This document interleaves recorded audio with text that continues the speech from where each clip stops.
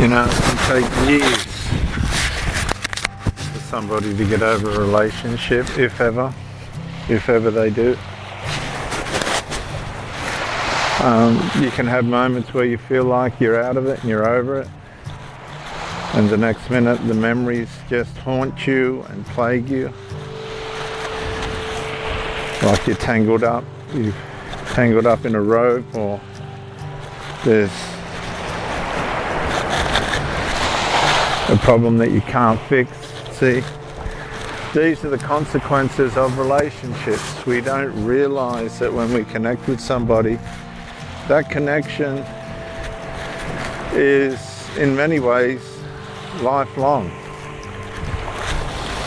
All the memories of these people, and they can be haunting, they can be positive, they can be corrective.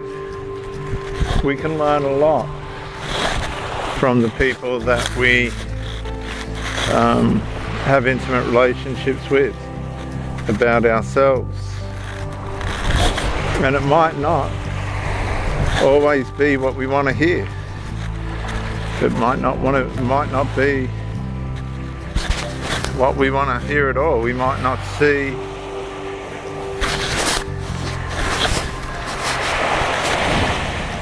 what's being reflected to us by the other person's words as receivable. It's repulsive. We become repulsed with it because it's too confronting. We're too confronted with how we can be. We don't want to see that perception of ourselves. We don't want to see what we've done and how we've hurt others.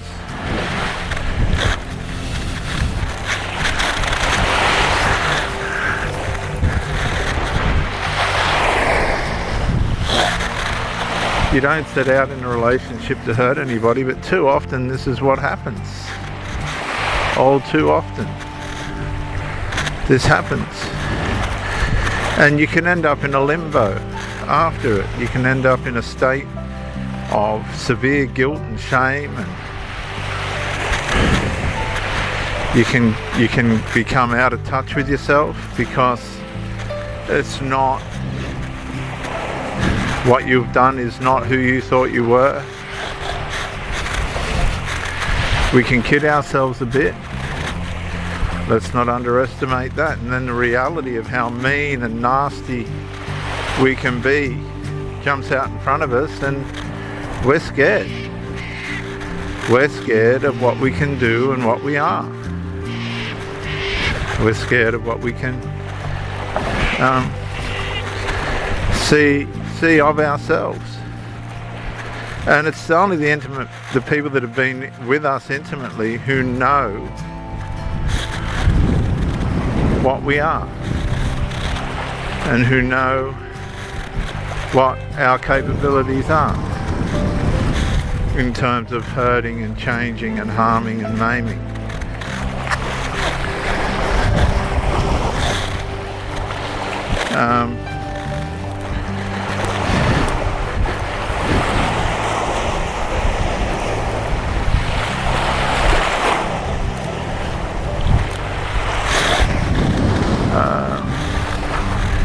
When we see the harm, you split up with somebody and they're going appear to be all right, and then you see them the next time and they just don't seem well, or like life has gone well with them.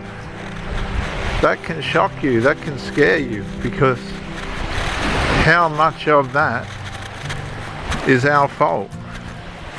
Did we break up for the right reasons? Did that person deserve that? Should we have done that? All these questions.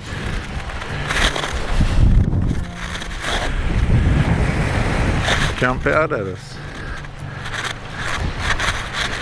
And we struggle to come to terms with where we're at within ourselves. We might not be where we thought we were.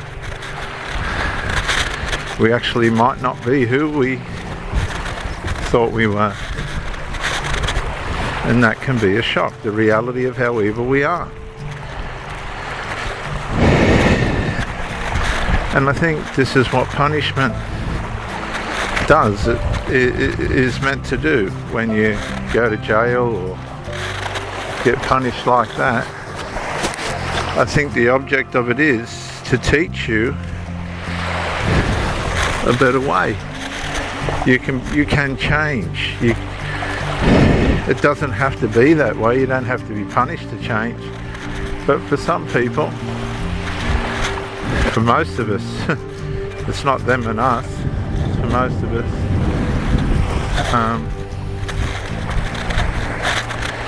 this is how we end up.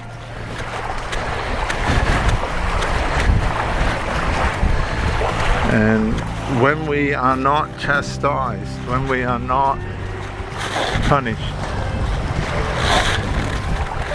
when we are not awoken to the evil side of ourselves, and we just seem to go on and on hurting people and harming people and breaking people's hearts for no good reason,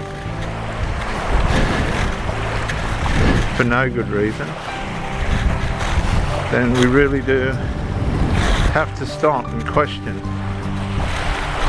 what is our true perception of ourselves. Can we improve and be a better person? Are we willing to take those steps? And what will the benefits of those steps be? Will that be fantastic?